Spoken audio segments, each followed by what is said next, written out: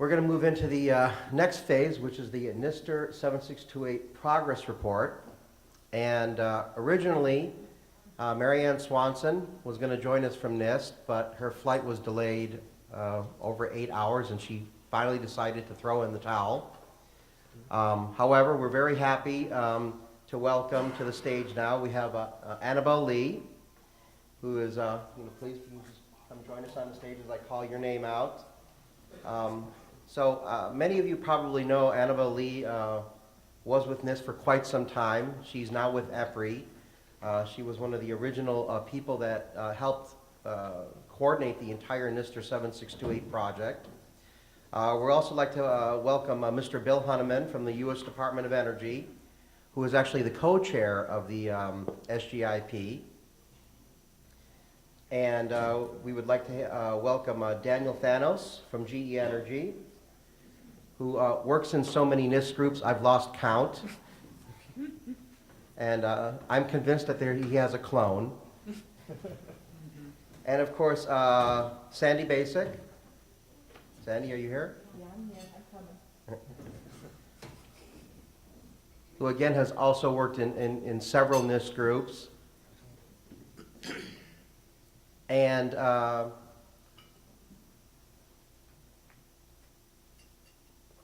I would like to also call to the stage Mike Coop of Think Smart Grid, who will moderate this panel. And this session will be about the NISTIR 7628 progress report. And essentially, this is going to give an overview of what the NISTIR 7628 is. It's a very important body of work. A compendium is what I like to call it. And where we are and where we hope to go with this. Mike, thank you very much. Mike, do you want me to moderate from there or over here? It's up to you. I'll go right here. Actually, I'll get rid of the chair. It's not so far away from you. Good morning. So this got real interesting last night. Jason Christopher and I were out after dinner, and emails started coming in from Mary Ann, and suddenly we took a session that we'd bounced some emails around. We knew what we were going to talk about, and it turned from a two-person session into a one-person session, now into a four-person session. So I think the good news is that we've got a panel here of folks that have been probably as intimately and actively involved in the creation of the NISTIR as could possibly be. And Eric, I'd like to thank you for setting the stage. I like the analogy of a carpenter. I was one of those deck builders, and I thought I wanted to go build cabinets, and I wasn't sure. So almost 2 years ago at Connectivity Week in Santa Clara, was sitting listening to Eric and other folks from Internex give the smart grid overview, and suddenly heard a voice behind me that was kind of familiar, and it was Annabelle. And I said, well, geez, I remember her. I don't know if she remembers me. I spent 2002 to 2006 working on the wireless security policy for the Department of Defense. And when we got done with the session, I turned around to Annabelle and I said, hey, Annabelle, I don't know if you remember me. Mike Coop used to be at Granite Systems, worked with you on the cryptographic module validation program, taking products through the FIPS process. I somehow managed to live to survive. You ever taken a product through FIPS, you know that it's not an easy process, but it's not easy by design. And Annabelle, as I learned is her MO, said, oh, great, yeah, Coop, I remember you. We could really use a guy like you participating in CSCTG, which is then what the Cybersecurity Working Group was called. So I've been active in this space for almost 2 years, and it's been really interesting watching the public-private partnership that is now the Cybersecurity Work Group, CSWG, and really the evolution of the NISTIR, the fact that there are nearly 500 folks that have contributed to the development and deployment of the NISTIR. Show of hands, who's read the NISTIR? Right, I mean, I would hope it's just about everybody in this room, and I do feel good that the folks up here have read it. This was one heck of an undertaking. And as Mike said, there are certain folks like Daniel who you believe there must be clones. I have been very active in the privacy subgroup, but I look at folks like Daniel that have not just been active, but have been leading multiple subgroups. It's really a testimony not just to the folks up here, but their companies and their organizations that are supporting them and allowing them to have the amount of time and effort to contribute to something that is this important. So I've got a couple of questions that we've prepared. We do want to keep this as interactive as possible. There's a microphone there that we're going to encourage you to ask questions with.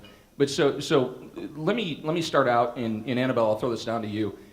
Can we talk about the original intent of the NISTIR? I mean, one of the things that I think was eye-opening for a lot of us is that NIST doesn't write standards, even though the S actually means standards. Or at least NIST doesn't write standards in this case. NIST writes guidelines. And FERC, among others, actually define and implement standards. I think we've seen now we've seen the NISTIR being used almost as a template in RFPs these days. So utilities are simply taking the NISTIR and they're putting it in the PDF for the RFPs, and they're giving it to the vendors and saying, yes, we'd like one of those.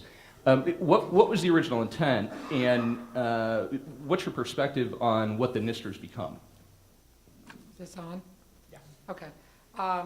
First off, thank you, Mike, and for those in the room who've participated over the last couple of years. It's hard to believe it's been 2 years working on the NISTIR, and acronym city here that stands for the NIST Interagency Report, and NIST is the National Institute of Standards and Technology, federal government, so you have a gazillion acronyms.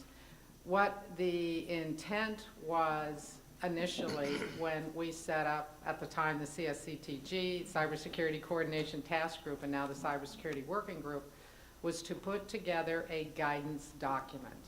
And I will say that over and over, it's a guidance document. It's not intended to be a, yes, you must meet all of these requirements. They are high-level requirements. There's a high-level risk assessment methodology. The intent is to give organizations, and that includes utilities, vendors, regulatory members, guidance on how to look at cybersecurity for the smart grid. It's an end-to-end, and I love, I think that was Daniel's, toasters to turbines. I know, but I like that. I quote him on that one. I think that's a great description of it, of end-to-end, of what you should think about when you're looking at the smart grid and cybersecurity. The time frame that we put that document together, and it was a fabulous team of individuals, was incredibly short. We put the whole document together, and really the 3 iterations of it, in 15 months, which is absolutely, to me, is unheard of to put together such a massive document. It is not perfect. It's going to go through update cycles. But the intent is to be guidance document to help people and organizations as they consider cybersecurity. Not everybody is a security expert, and people need some starting point of, okay, we now have to worry about this thing called cybersecurity. How do we start? Another point I want to make that sometimes does get a little bit lost in the message is that the electric sector for decades has had to deal with reliability, and that means ensuring the integrity and availability of electricity. 2 of the large areas of cybersecurity are integrity and availability. So there are controls, procedures that organizations have been put in place that potentially can address some of the cybersecurity requirements. So, and there's a section in the document that discusses this. You don't need to say, well, gee, we're not doing anything. Also, utilities have had customer data, again, for decades. So they have, at this point, dealt with a lot of the privacy issues, keeping the information protected. And so I think what's important to consider when you look at the document in cybersecurity is what's new with the smart grid that you may need to address that currently is not being addressed. And I like to emphasize that point because again, the organizations are doing a lot right now. It's what you need to augment and add to your existing capabilities. Great, thanks. So let me go back to the question of carpenters and deck builders versus those that are making cabinets. Who, by show of hands, has been participating in the IEEE P2030 effort? Okay. Wow. That actually is shocking. P2030 is IEEE's guidelines on smart grid. Wow. That's kind of shocking and perhaps telling. I showed up at the T.J. Watson Research Center last summer to play Jeopardy.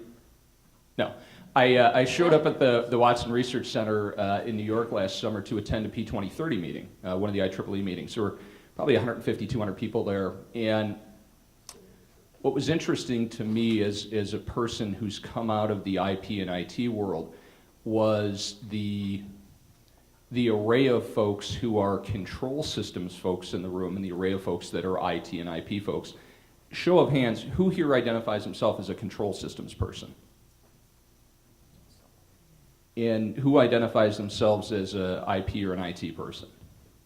Okay, so we need to get rid of those labels, and I think that's generally one of the things that I hope you take away from Eric's remarks. But what was telling to me was towards the end, in the closing plenary, there was a gentleman in the back of the room who I think was probably a control systems jockey, and he said something to the effect of, "You guys don't have to lecture me on all this IP and IT stuff. I know that routers function at layer 2. And I said, all right, that right there's a fundamental issue that we've got in terms of how do we take folks in, have them adapt? How do we take advantage of decades upon decades of experience?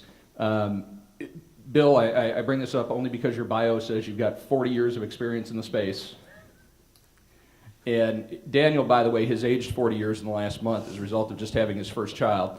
Bill, talk from a DOE standpoint about the NISTIR, about the benefits that you've seen from it from an energy standpoint for your constituents. And as we move forward to a next version of the NISTIR and working on the 3-year plan, what do you hope to see and what do you think was maybe left out? Wow, what was left out? I have been playing in cybersecurity for over 40 years. I've done high performance networking, all those kinds of wonderful things. I'm an IT kind of person. The IT folks, probably many of you in this audience, can't speak the language of the control systems and vice versa, as Mike just said. One of the things that the NISTIR has done, I think, has begun to provide a basis for a common vocabulary to start the conversation.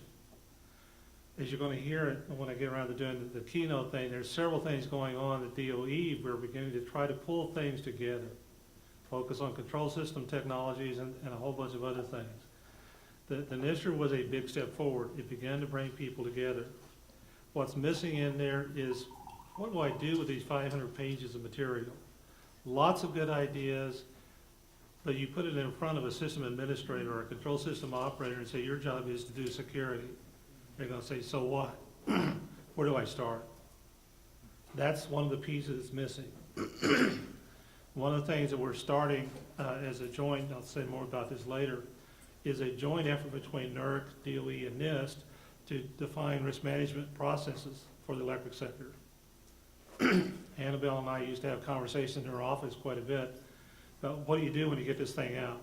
The next step is to start beginning to build these cybersecurity programs that cover everything from those old 40-year-old legacy systems that Eric talked about to tomorrow's technology.